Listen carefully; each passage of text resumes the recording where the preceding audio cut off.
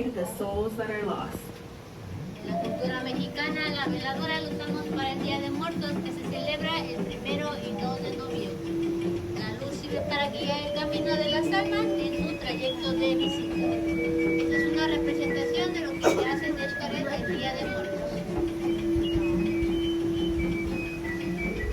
A la izquierda veremos a la copalera.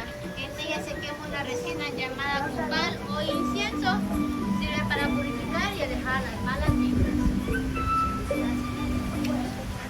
You can observe the copalera that you have to your left. Inside, there is a resin called copal, burning.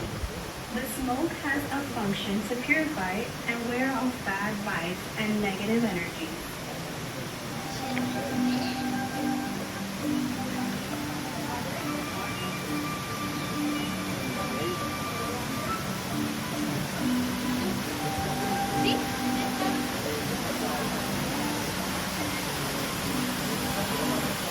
To your right, you will see the representation of the mythical snake Xcaret.